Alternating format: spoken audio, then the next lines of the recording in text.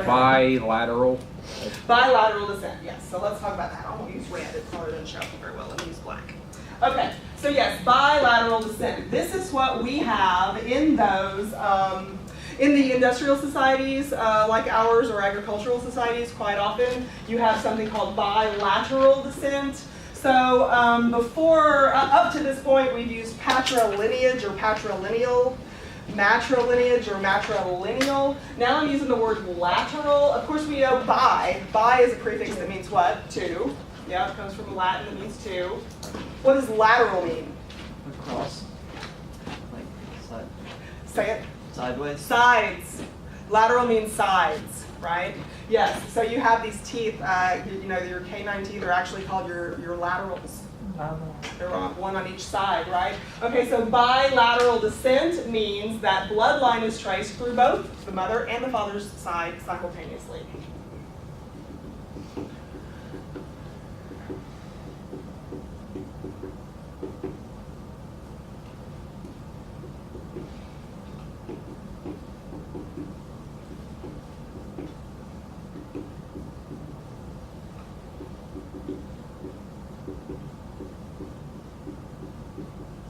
Both the mother's side and the father's side simultaneously. This is bilateral descent. If this sounds like we've finally gotten to something logical in the kinship chapter, it's because what?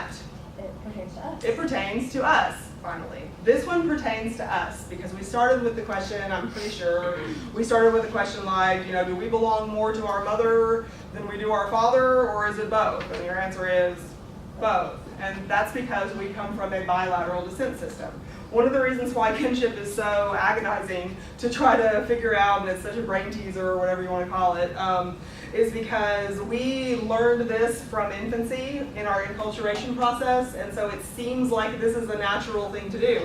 Even those incest taboos that we discussed a little bit on, when was that? That would have been Monday, when we discussed the incest taboos. You know, that's another reason why we have our ideas about close family lines and how close genetically or close in bloodline are we related to somebody else, because we see ourselves as equally related to cousins on our father's side as we are cousins on our mother's side, because we come from bilateral descent, right? Okay.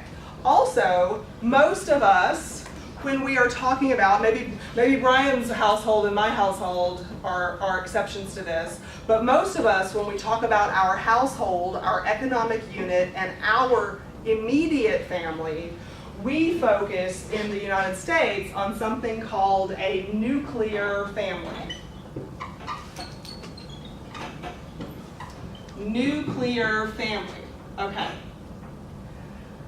And it's not only in the United States. Monica's not here, but she's doing the Yanomami as her research topic choice. And the Yanomami are a horticulture society that is centered around nuclear family units also. But nuclear families are the primarily the important unit type of basic economic unit in industrialized societies. You do find them in other societies like the Yanomami, but in industrialized societies, nuclear families are the key.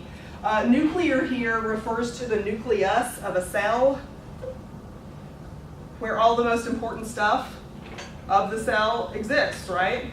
All of the important parts. Well, we're in the biology classroom, so we can turn around and look at all of the cell pictures on the back wall, right? All of the important parts of the cell are in the nucleus. And that's why we say nuclear family, because this is where all like the important stuff in society happens, the important concentration. So, in modern society, we say that a nuclear family is a parent or parents, see how I do that? A parent or parents living separately or living independently, I'll say, from other family and taking care of their offspring.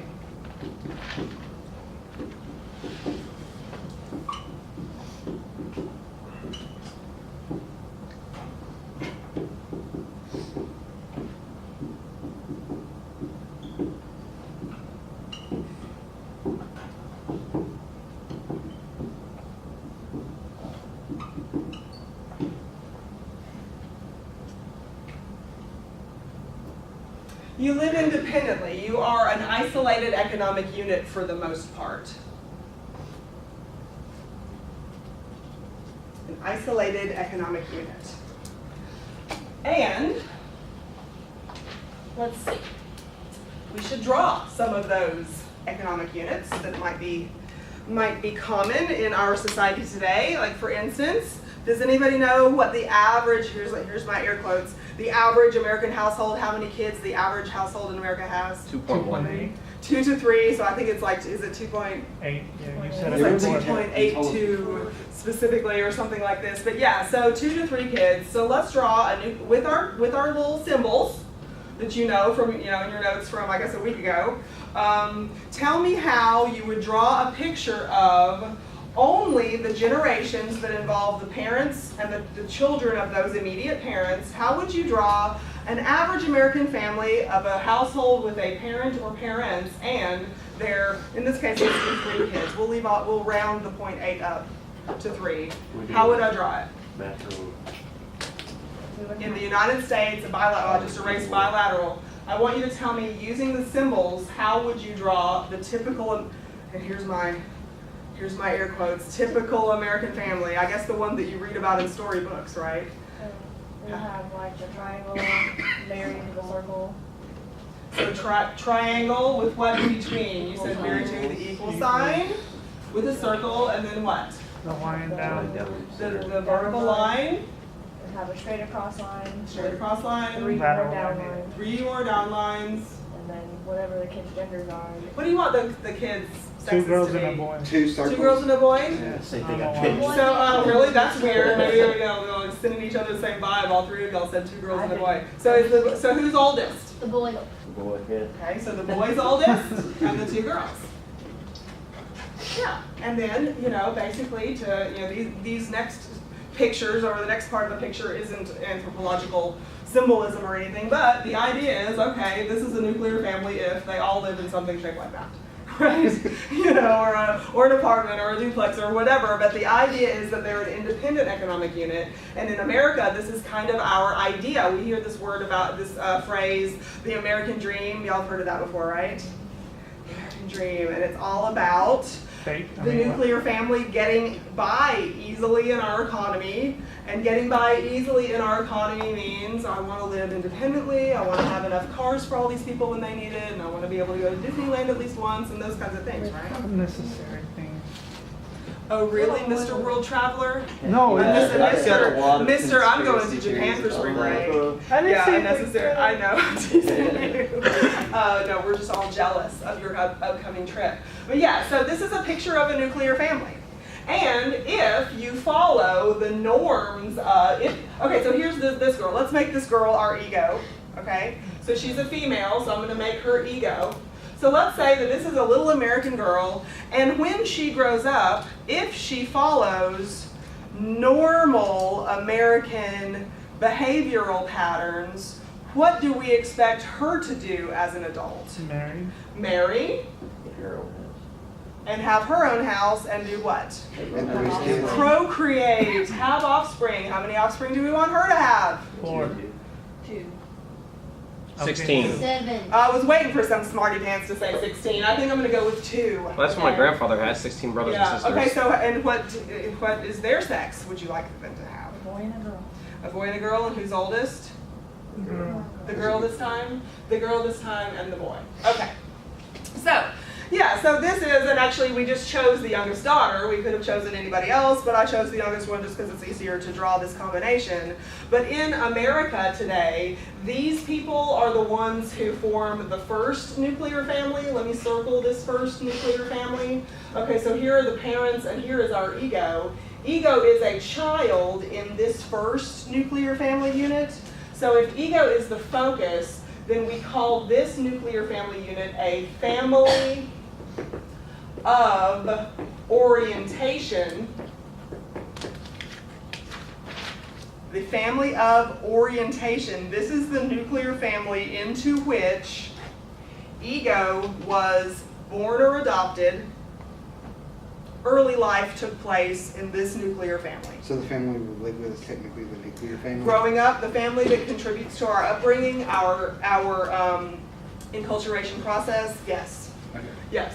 So if ego is our focus, right, and here she is, ego is our focus.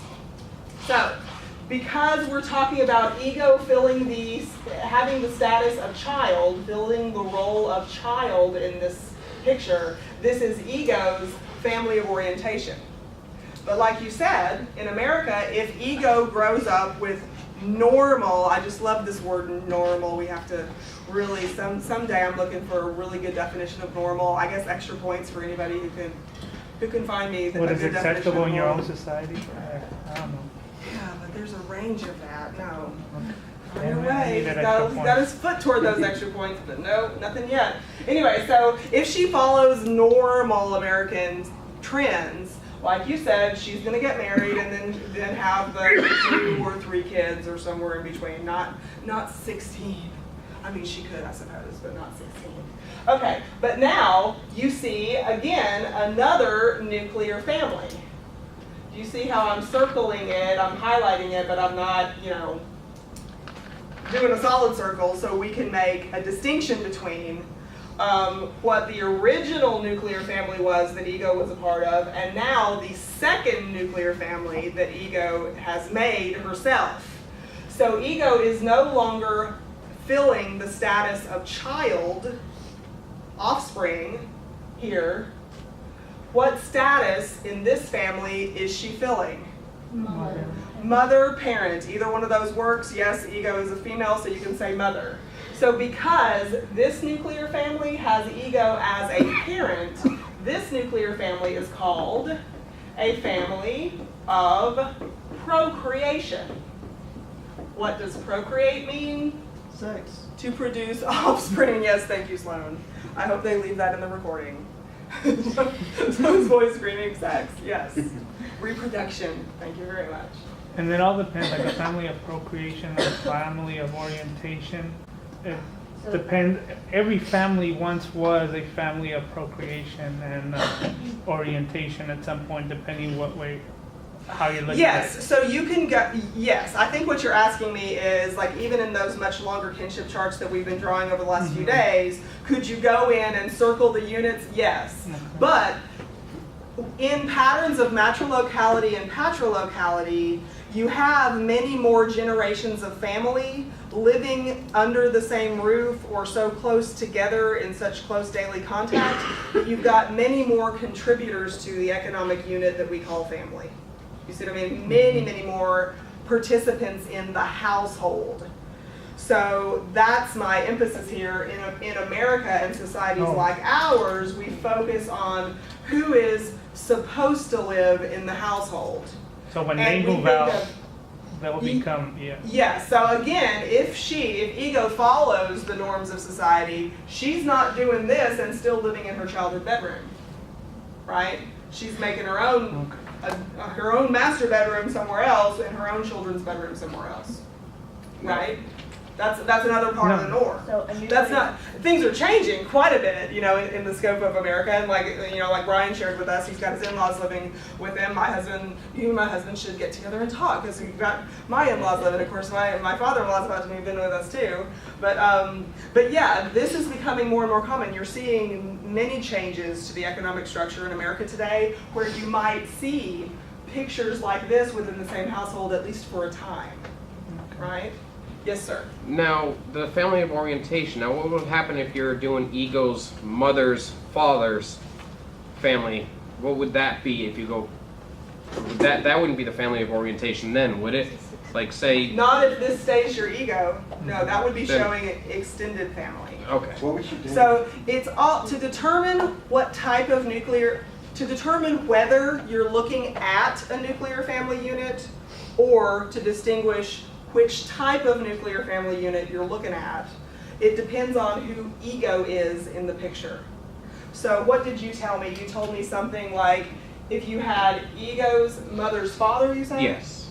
So ego's mother's father, I don't know how many siblings ego's mother has, but okay, so here's ego's mother's father.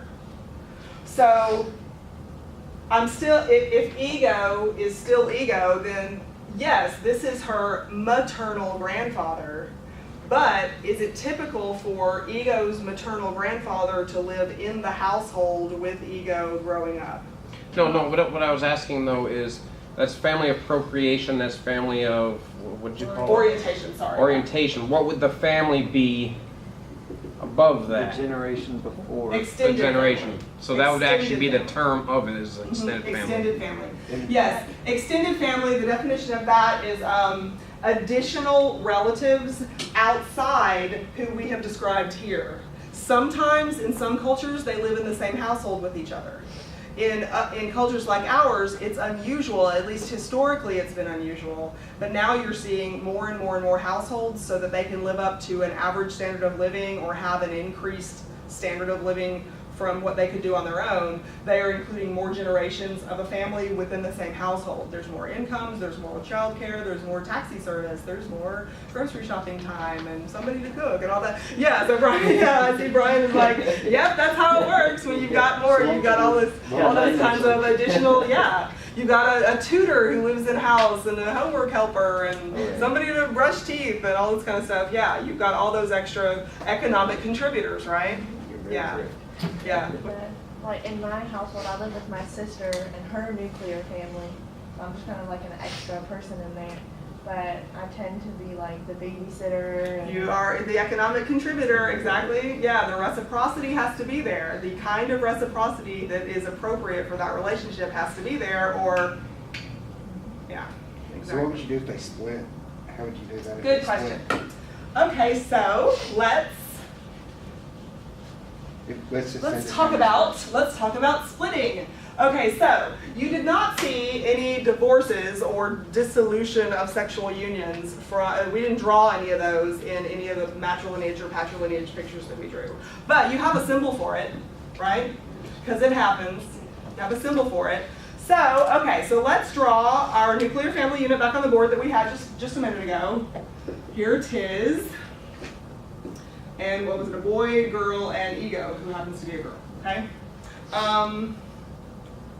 Okay, so here's the original nuclear family picture, but sometimes does the marriage break up? How would I show that in this picture? a slash through the equal sign. A slash through the equal sign, just like that, right? So this shows a divorce. When this happens, are these people likely to stay single the rest of their lives, or are they likely to take second spouses? They might get remarried to like. This happened. It's very likely for remarriage to take place. Is that How who would you that is? show that? I have a Just a question. new equal sign on the other. Okay, who do you want to get remarried? Mother. Mother. You want the mother to get remarried? Okay, so here we go. And now, when she gets remarried, is she likely to marry somebody who's never been married before, or is it more likely in today's society that that guy would have been divorced also, and this is his second marriage? So how would you show that? Another equal sign with a slash through it. Another equal sign with a slash through it, and there's the former wife, right? So what would you And they do? probably And have kids too. what if they have kids? How many kids do you want them to have? You want two? One, just one. Just Just one? one child. Or You two. only Okay, want- fine. only want Four. one step. Four. Yeah. Oh, only child. We need an only child in there? Okay, is it an only girl or only boy? Girl. It's an only girl. Okay, so here we go, only child. Like if they ended up marrying, let's say they got divorced and one of them ended up going back and marrying like one of the brothers or sisters. How would you draw that out?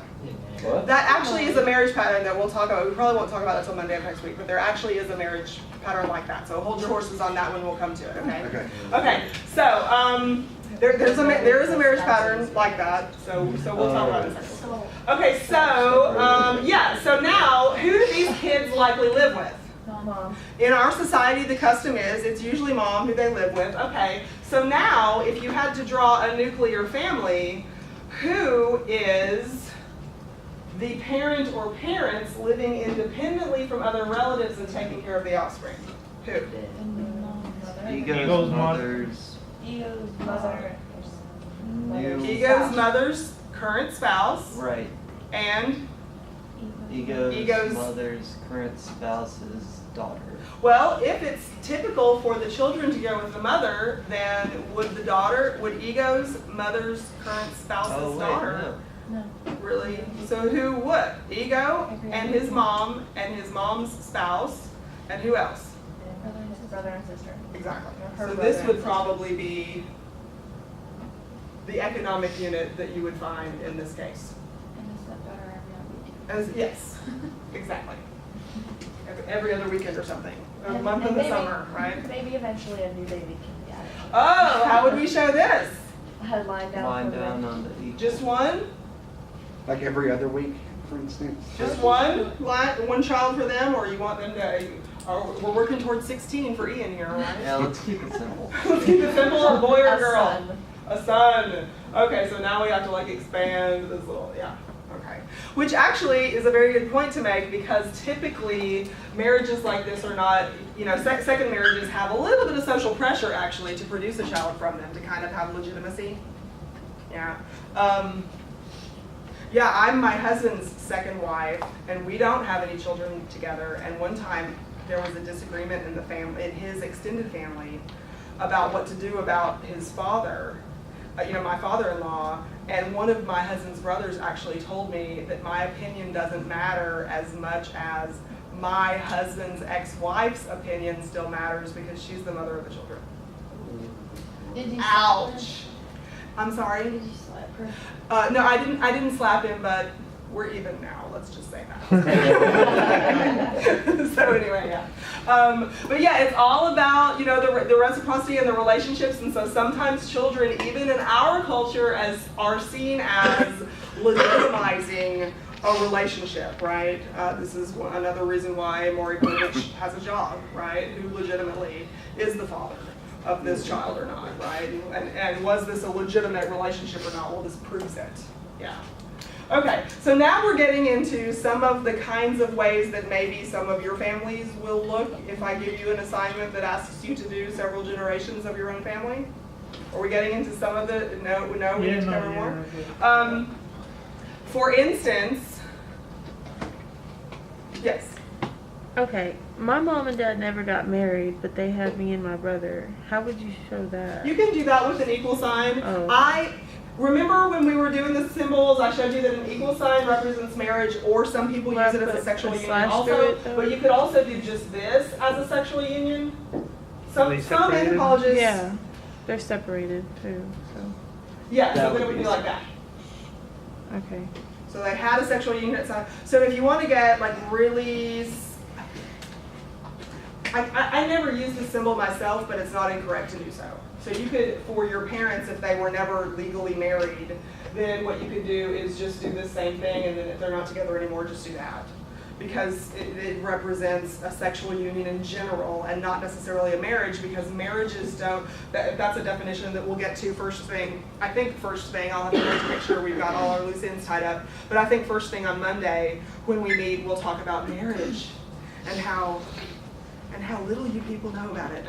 How many of you are, but I know Brian and I are married. Who else is married? Ian, are you married too? I mean, I'm not Brian and I sure. are not married to each other, but we both have spouses. Yeah, so it's just the three of us. Oh, how little they know. How little they know. Anyway, but no, the anthropological definition of marriage is when you see it and see how many words and run-on sentences there are in the definition of marriage, you won't think it's very specific, but it's so general, we have to make it so general so that we get specific examples included, because there are so many different marriage patterns that can exist in this world, or the absence of marriage patterns altogether. So, so yeah, when we get into the marriage discussions and how to do that, or the sexual unions thing, like you were asking, Macy, all of that is included in the marriage definition. Okay. So one more, so what kind of relationship would we need to draw to give you more? Oh, no, I wasn't. I'm clear on this. I was But you are, okay, okay. Yeah. Okay, I thought that there was like a specific relationship maybe that we needed to, okay. My family doesn't look like that. Well, no, I mean, this was just random, but, okay, so is it safe for me to assume that all of y'all have seen the Brady Bunch before? So and what's his name? Mike and Carol, that's them, right? Yeah. That's them? So using our kinship terms, how do we draw, or not kinship terms, excuse me, our kinship symbols, how do we draw the Brady Bunch? Well, you draw a circle, equal sign, slash, triangle. On both Oh. sides. And you do a line down from the equals. for Tell each. me, let's start with Mike. What does Mike look like? Mike Brady. What does Mike look like? He's a triangle. And who is Mike Brady married to? Not Carol. Marcia. Carol. Yeah. Equal Mike Brady sign. is married to Carol Brady, so we do this as a Equal sign. equal. Okay. And are they first spouses to each other or second spouses to each Second, other? so you draw equal sign with a slash on both sides. On both sides. And then with the opposite symbol, which would be And triangle. you know what? Yeah, so wait a minute. Ooh, okay. Both of them weren't divorced. Like I think this is what happened to her, and this is what happened to him in the story. Does anybody know? No. I don't know.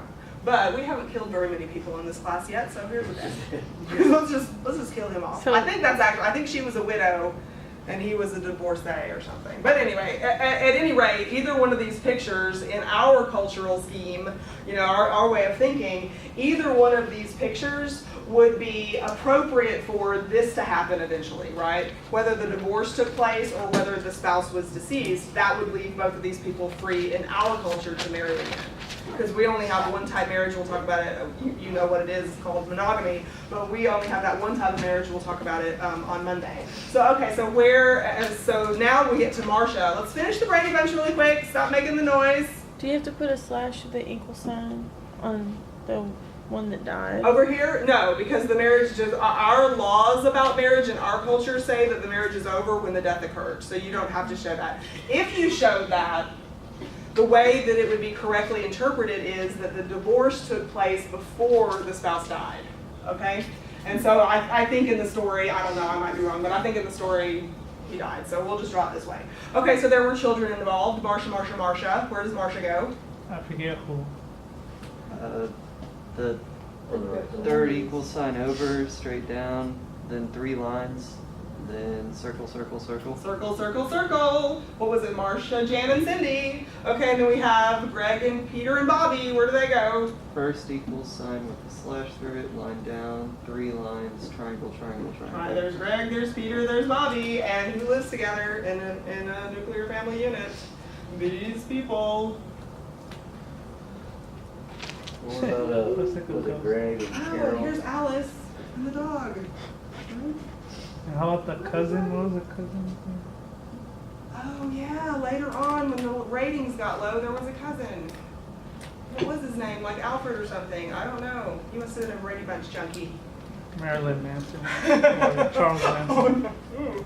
Okay, so anyway, yeah, so there's the Brady Bunch, and this is how we would draw it. And of course, there could have been, Mike and Carol could have had a child of their own, they didn't, and you would just draw, you know, that offspring in here. I don't think that we know anything about Carol's parents or Mike's parents, but, you know, you could easily have many generations from it. I think there was a Brady Bunch reunion later on where everybody brought their husbands in, and I don't remember how many kids Marcia had, but you would just keep on going, right? Okay, we're good? So y'all can start drawing some of your little family relationships yourself and get some practice doing that? Yes, sir. Okay, yes, of course, yes. So I know I have to talk to a couple of people after class, so please get with me and do that if I ask you to do that. And on Monday of next week, we'll start off with the marriage definition and look at marriage patterns and stuff like that. Okay?